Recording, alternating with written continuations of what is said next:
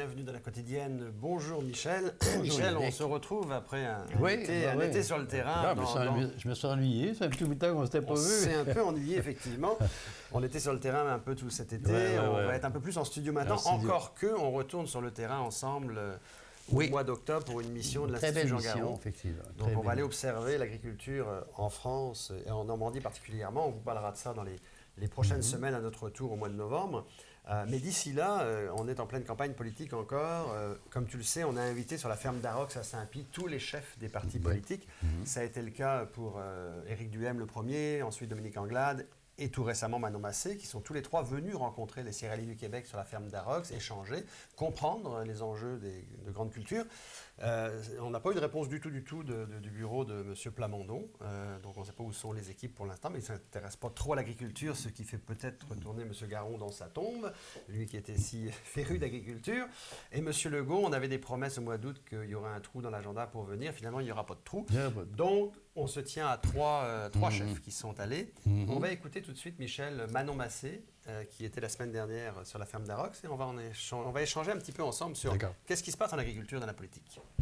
Excellent. Alors bonjour et bienvenue à la quotidienne. Nous sommes sur la ferme d'Arox. Il y a quelques semaines, nous étions ici même avec Éric Duhem, puis après avec Dominique Anglade. Aujourd'hui, c'est Manon Massé, co-porte-parole de Québec solidaire. Vous voyez la Manon Mobile, comme elle le dit elle-même, qui est derrière nous. Elle est avec nous aujourd'hui. Elle est venue rencontrer Danny Messier, président des Céréaliers du Québec, propriétaire de la ferme d'Arox. Il va y avoir sûrement un bel échange entre les deux protagonistes. On s'en va dans leur bureau, on les écoute.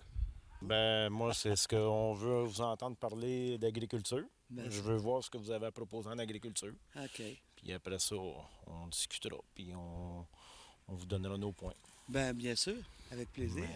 On va commencer par écouter ce que vous avez à dire sur l'agriculture. Je veux voir comment vous voyez l'agriculture dans les prochaines années.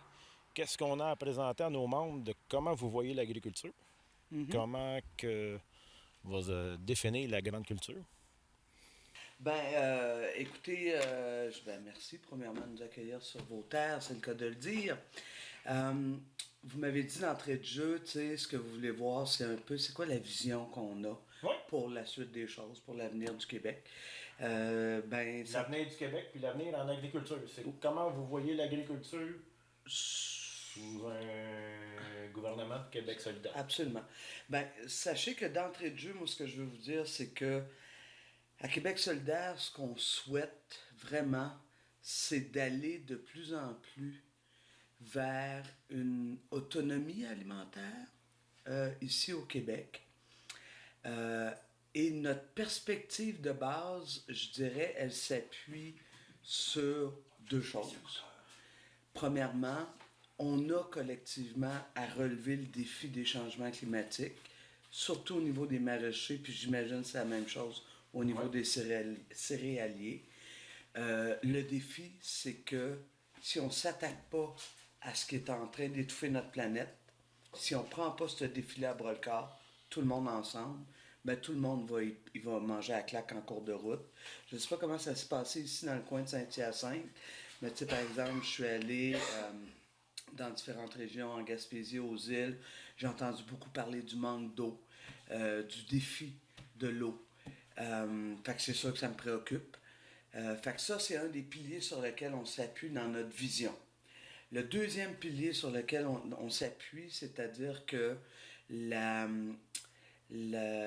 l'alimentation, les agriculteurs et agricultrices pour Québec solidaire fait partie d'une des, je dirais, des piliers du Québec.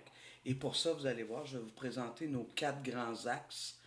Parce que je ne veux pas aller dans le fine-tuning des mesures. Vous me les poserez, puis ça me fera plaisir d'y répondre. On va voir où on se situe, puis si ça répond. C'est ça, puis c'est à clarifier. Premièrement, il y a un enjeu au niveau agricole, c'est toute la question de l'accaparement des terres. Et pour nous autres, il y a une préoccupation. C'est sûr qu'il y a déjà ce qui existe là, par rapport à l'achat ou la prise en main d'entreprises ou d'étrangers qui viennent. Ça existe, on n'a pas envie de toucher à ça. Mais par contre, ce qu'on se rend compte, une des choses qui a fait beaucoup de pression sur les terres agricoles, le coût des terres agricoles, c'est toute la question de la spéculation qui est faite soit par des grands fonds d'investissement qui, dans le fond, leur objectif, c'est de faire de l'argent avec les terres agricoles. Nous, on pense que ce qui est souhaitable, c'est que ces terres-là servent à nourrir les gens et non pas à enrichir des fonds d'investissement. Pour nous, le Québec est riche de ses terres et ce qu'on souhaite, c'est nourrir le Québec. Puis effectivement, quand on voit, puis là je prends un exemple, quand on voit par exemple au niveau porcin qu'on exporte de façon, tu sais, je veux dire, entre ce qui reste ici, à peu près le quart de mémoire, puis ce qu'on exporte, ben il y a des questions à se poser parce que ça l'accapare des terres, mais aussi ça fait en sorte qu'on ne nourrit pas notre monde. Tu veux dire, un coup qu'on a nourri notre monde, ben il y a peut-être des questions à se poser après ça sur la suite des choses. Puis moi, je ne le savais pas. Je vais être honnête, moi, je vais aller voir, ça fait partie de ma façon de fonctionner, d'être honnête. Je ne savais pas qu'un des enjeux, c'est qu'il y a des règles, si je comprends bien ce que vous me dites, qui font en sorte que ça favorise l'accaparement des terres par l'animalier versus le maraîcher, le céréalier. Vous parlez d'autonomie alimentaire. On va devenir quoi, nous, en grande culture, en autonomie alimentaire? Vous allez faire quoi? Vous disiez, bon, on finit l'exportation, finit ci, finit ça. Moi, je prends tout ça demain matin, je fais tout ça, mais toute ma vie, tout mon investissement, toute ma sueur, c'est fini, ça? On n'a plus rien avant? T'sais, nous, là, on veut protéger les agriculteurs, pas les saigner à blanc. Mais je veux juste être clair, là, je ne dis pas qu'il n'y aurait plus d'exportation. C'est pas ça que je suis en train de dire. Ce que je suis en train de dire, c'est que nous, à Québec solidaire, ce qu'on souhaite, c'est de diversifier ce qui est... Parce que regardez, dans les 40 dernières années, là, on va se le dire, peut-être même un peu plus, la diversification, d'offrir la possibilité de ne pas juste faire de l'exportation, mais de s'assurer qu'ici même on se nourrit. Puis je vous donne un exemple.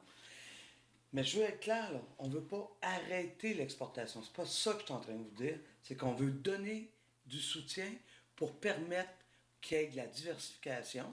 Puis prenons un exemple très clair. Une autre grande mesure importante pour nous autres, c'est notre politique d'achat alimentaire.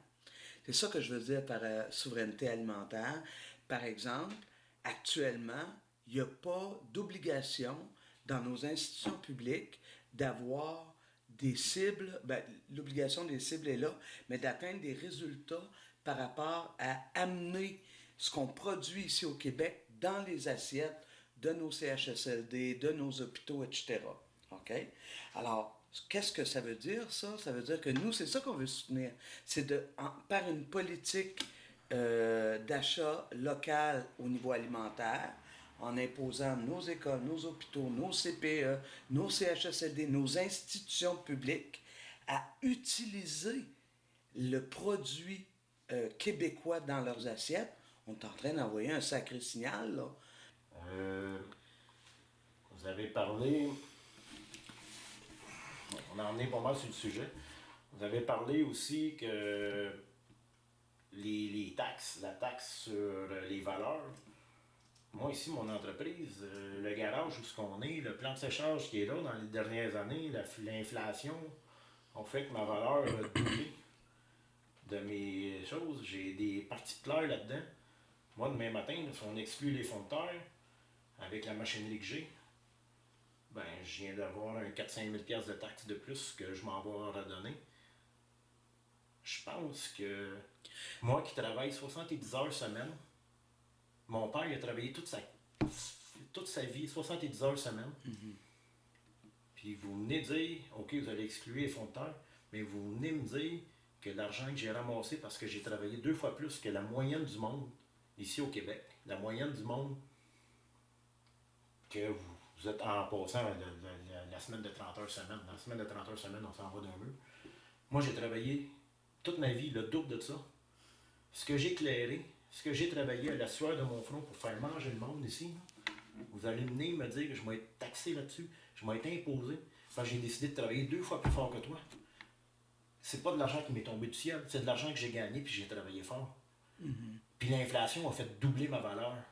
Mm-hmm. Puis là, tu vas me taxer là-dessus. Mm-hmm. J'ai dit, wow, c'est une méchante belle vision de comment remercier l'agriculture. C'est une méchante belle vision de comment décider comment on s'en va.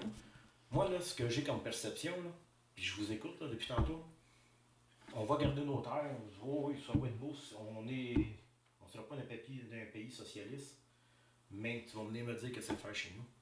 Alors, Dany Messier, Manon Massé, on vous écoute là, échanger sur la vision de Québec solidaire et puis la perception que peut avoir Dany Messier de votre vision agricole. Il y a des points par contre de convergence qui seraient intéressants de regarder. Vous parlez beaucoup d'avoir une politique pour les aliments québécois. Dany Messier est président des Céréaliers du Québec. Donc Dany va peut-être pouvoir nous expliquer un peu plus exactement c'est quoi le rôle de son association. À travers les Céréaliers du Québec, il y a un programme qui a été démarré cette année et qui va durer sur 3 ou 4 ans pour promouvoir le blé raisonné. Encore là, Dany va pouvoir vous donner quelques explications. Ouais. Puis à travers tout ça, je vous entends parler de diversification. Puis il me semble me souvenir que dans le programme de Québec solidaire, il est écrit noir sur blanc que vous êtes en faveur de la fin du monopole de l'UPA. Donc là, peut-être, c'est des points aussi que vous pourriez échanger parce que je pense que ça rejoint les Céréaliers du Québec. Et moi, j'aurais une petite question pour Manon Massé, c'est que le programme que vous avez déposé il y a déjà quelques années sur la fin du monopole, en fait, on n'en entend pas parler du tout dans la campagne. Puis même quand vous êtes allé voir l'UPA récemment, c'est quelque chose qui est un petit peu mis sous la couverture. Est-ce que c'est voulu, ça? Ben, c'est pas que c'est voulu, ça fait toujours partie de nos engagements. En fait, vous dites la fin du monopole. Nous, on va employer d'autres mots plus pour dire de donner des opportunités différentes. Je dirais, on ne l'a même pas inventé. Hein? Comment elle s'appelait la commission Pronovo, hein? C'est ça, qui elle-même suggérait, il y a déjà une décennie, de dire, ben peut-être justement, il faut être capable aussi dans nos représentations syndicales, agricoles, voir à ce que tout le monde soit au rendez-vous pour aussi la plus petite agriculture, l'agriculture biologique, bon, bref, tout le reste. Et nous, ce qu'on dit, puis on voit que l'UPA a fait vraiment des efforts là, dans les dernières années, mais tout ce qu'on dit, c'est on est ouvert à se dire, est-ce que le fait de diversifier les représentations au niveau des agriculteurs apporterait quelque chose de bon? On pense que oui, comme la commission Pronovo aussi le suggérait, mais l'important, c'est, en tout cas pour moi, pour nous à Québec solidaire, c'est de s'assurer que ceux et celles qui triment toute leur vie, qui s'endettent comme des malades pour être capables de produire ce qui est la base de ma vie, de notre vie, c'est-à-dire l'alimentation, il faut accompagner tout le monde là-dedans. Puis nous autres, on a envie de répondre présent à ça, là. Alors Manon Massé, merci. Vous êtes sur la ferme d'Arox. Vous avez donc fait la même démarche que Éric Duhem et Dominique Anglade. Vous êtes dans le cadre de la campagne, une campagne assez active. Vous repartez dans quelques minutes. Je vais juste prendre 3-4 minutes de votre temps. Vous venez d'échanger avec Dany Messier, une rencontre entre Québec solidaire et un producteur de grande culture. C'est peut-être plutôt rare, mais on est content de l'avoir fait. 3 points. J'ai entendu en fait que sur le pluralisme syndical, c'est peut-être là que vous avez un certain point commun. Sur la fiscalité et sur les normes environnementales, il y a un peu de distorsion entre vos deux visions. Comment vous avez vécu ça et qu'est-ce que vous auriez à dire à tous les producteurs de grande culture? Ce que je veux dire, c'est, puis je pense qu'avec M. Messier, c'est ça que ça l'a donné, c'est la possibilité qu'on puisse expliquer notre programme. Nous, à Québec solidaire, ce qu'on souhaite, c'est que l'agriculture, la grande, la petite, soit le plus accompagnée possible pour relever le défi de transition qu'on a ensemble à relever au Québec. Et l'agriculture, pour Québec solidaire, ça demeure, un objectif en soi. Il faut que notre pays, le Québec, soit en mesure de pouvoir avoir sa souveraineté alimentaire et le rôle des agriculteurs et agricultrices là-dedans sont fondamentales. C'est pourquoi j'ai aussi parlé de la politique d'achat local en alimentation. Il y a plein d'autres choses qu'on aurait pu dire, mais c'est sur notre site Internet. Et également, vous avez échangé donc, avec Dany Messier sur l'aspect pluralisme syndical. Vous disiez que c'était pour vous pas la fin du monopole nécessairement, mais plutôt la diversité. Je pense d'ailleurs que c'est ce qui rejoint les Céréaliers du Québec aussi, qui veulent juste une place. Il vous a donné l'exemple des partis politiques en disant vous avez de la place, on aimerait nous aussi avoir de la place. Est-ce qu'un gouvernement de Québec solidaire donnerait effectivement de la place, que ce soit aux Céréaliers du Québec, à l'Union paysanne ou à d'autres regroupements qui voudraient exister? Oui, absolument, absolument. Et on s'appuie d'ailleurs sur le rapport Pronovo, qui est une des recommandations qui n'a pas abouti. Nous, on pense que c'est juste sain, cette diversité-là nous permet d'aller chercher le meilleur de chacun. Mais encore là, ça va se faire en échange, en discussion. Je pense que les agriculteurs et agricultrices de tous les niveaux, de tous les secteurs, ont à contribuer sur comment, en 2022, on a envie de pouvoir se représenter au niveau de notre propre axe d'agriculture. Et pour revenir sur la fiscalité, on a bien compris que du côté de Denis Messier, sa crainte, c'était de voir quelqu'un, comme il donnait l'exemple de son père, mais c'est le cas de beaucoup d'agriculteurs de l'âge de son père, qui ont acquis effectivement plusieurs millions. Alors on enlève les terres, on a compris que vous avez reculé sur les terres, mais qui ont acquis plusieurs millions, la machinerie, les bâtiments, etc. Et sa crainte, c'est de voir cet argent se dilapider, parce que tout d'un coup, Québec solidaire arriverait au pouvoir. Vous l'avez rassuré sur les proportions, mais est-ce que vous comprenez quand même sur le fond? Je pense que ce que Denis Messier essaie d'expliquer, c'est qu'il y a quand même des gens dans la société qui ont travaillé dans les grandes compagnies ou dans la fonction publique, provinciale ou fédérale, qui ont des gros fonds de pension. Et en fait, ces personnes comme son père, qui ont beaucoup de millions, ils n'ont pas de fonds de pension. En fait. Ils n'ont pas d'argent au quotidien, hormis l'argent. Et c'est cet aspect-là, je pense, qui semblait inquiéter sur le plan fiscal. Est-ce que c'est des choses qui vont être, selon vous, rediscutées au sein de Québec solidaire ou c'est vraiment acquis? C'est-à-dire que nous, comme je l'expliquais à M. Messier, ce qu'on cherche à faire là-dedans, c'est de voir à ce que les 5% de la population du Québec qui ont le plus les moyens soient en mesure de contribuer un peu plus. Je pense que M. Messier a compris que c'est pas 1000 pièces pour tout le monde, c'est vraiment modulé en fonction des avoirs nets des gens. Et je pense qu'en contrepartie, ce que Québec solidaire offre comme qualité de vie, comme revenu aux aînés, qu'il y ait des fonds de pension ou pas d'ailleurs, je pense que ça aussi, si on avait eu plus de temps, on aurait pu le mettre dans la balance quand on parle, par exemple, des services de soins à domicile, de l'assurance dentaire gratuite pour toutes les personnes de 65 ans et plus. Et, je veux dire, ça vient pas comme ça par hasard avec juste « on va vous taxer plus ». Non, c'est parce qu'il y a un projet de société à réaliser. Et je rappelle, 95% de la population du Québec ne seront pas touchés. Et je pense que là-dedans, il y a énormément d'agriculteurs et agricultrices. Alors Manon Massé, la vie agricole et la quotidienne vous remercie d'avoir fait l'effort de venir sur la ferme d'Arox. Ça a été un grand plaisir pour moi. Merci. Merci. Alors voilà, c'est la fin de cette troisième quotidienne sur la ferme d'Arox. Vous le savez, nous sommes venus il y a quelques semaines avec Éric Duhem, puis avec Dominique Anglade, et nous étions aujourd'hui avec Manon Massé, co-porte-parole de Québec solidaire. Elle a rencontré Denis Messier. Vous avez pu voir les beaux échanges entre les deux protagonistes. On vous remercie encore une fois d'avoir suivi notre quotidienne, et à bientôt. Alors voilà Michel, c'était la rencontre de Denis Messier et Manon Massé, tout un exploit d'asseoir Québec solidaire avec un producteur de grande culture. Mais tu as sûrement beaucoup de commentaires, on va à une courte pause publicitaire et on revient. D'accord.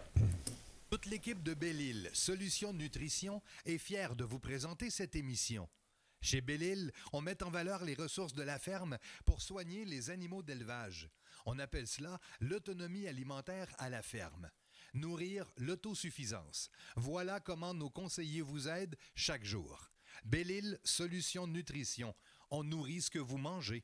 L'encanteur René Hood peut vous aider grandement à obtenir le juste prix, que ce soit pour un troupeau de vaches laitières et ou pour la marchandise de ferme à vendre. Le travail d'une vie vaut la peine d'être confié à une équipe de professionnels. L'encanteur René Hood et son équipe de professionnels pour obtenir le bon prix dans un encan. Visitez encanhood.com.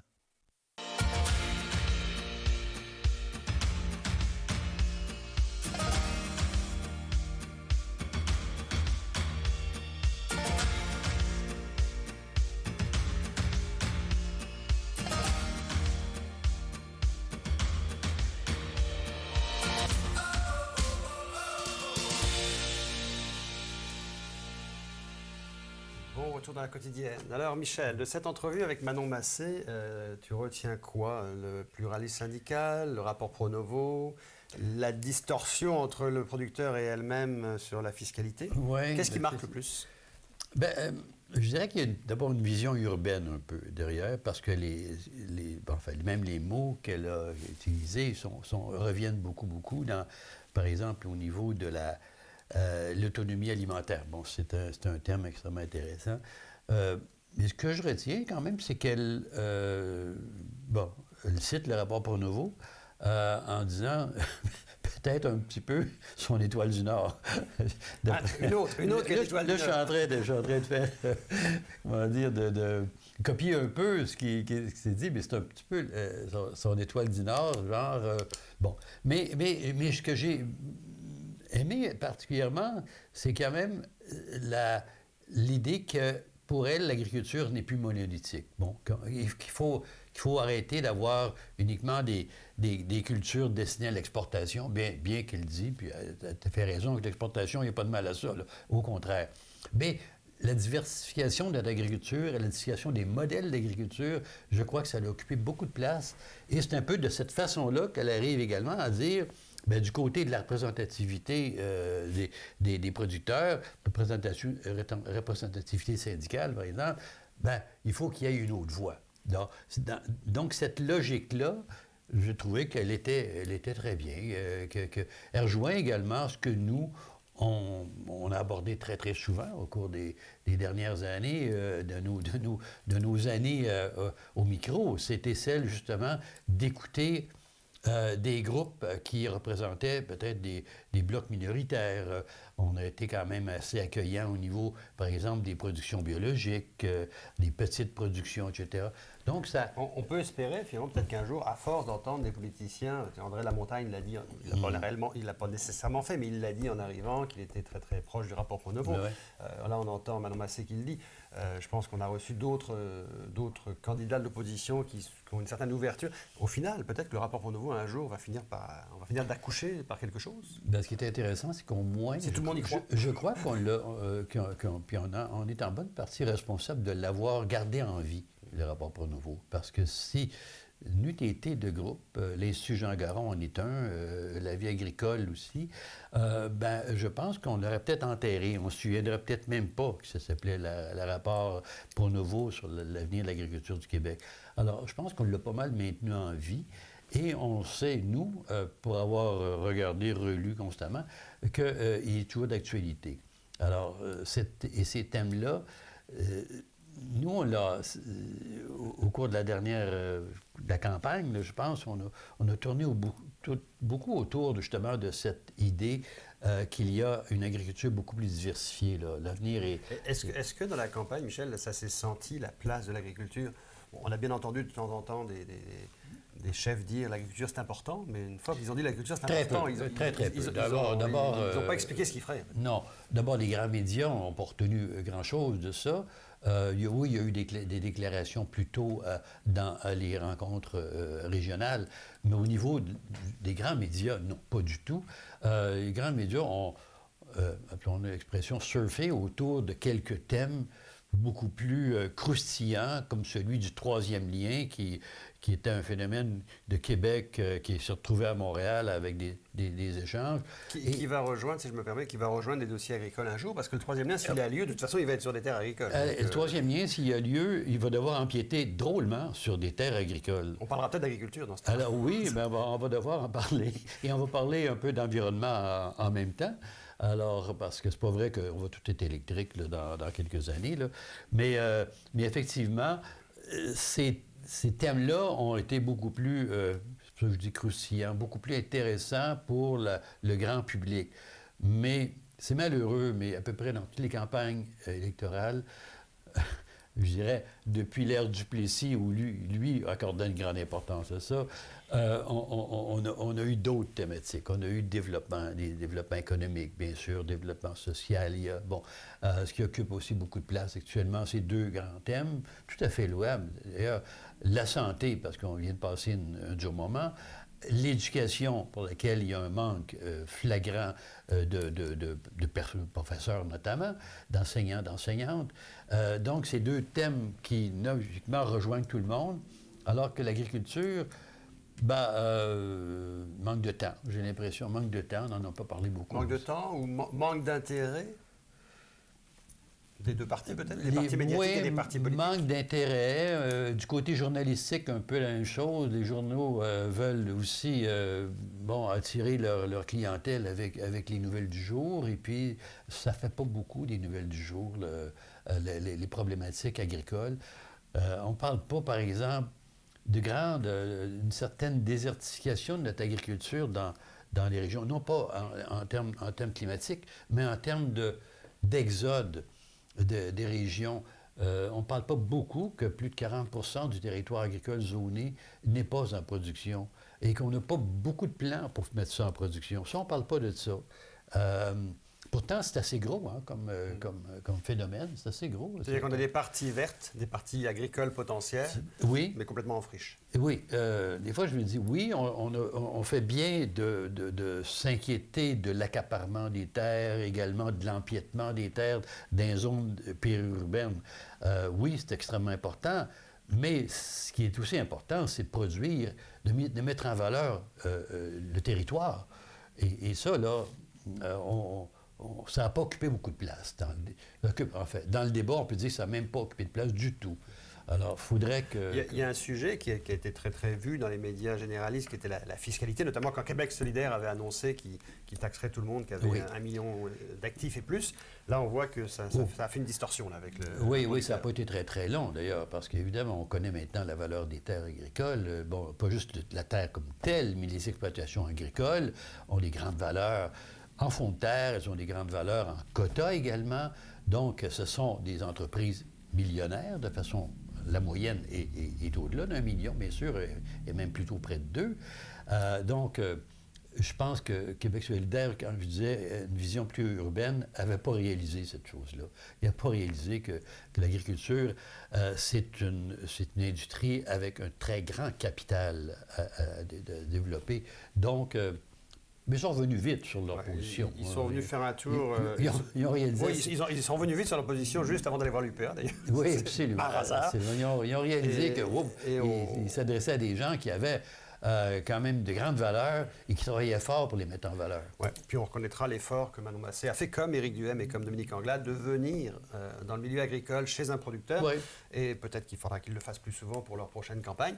En tout cas, on va surtout inviter aussi les autres chefs la prochaine fois à être du voyage. Oui. Merci beaucoup, Les chefs absents, tu veux dire. Les chefs absents, on va leur inviter à du voyage la prochaine fois. On les mettra au même train que tout le monde. Bonne journée à tous. Bonne journée, à bientôt.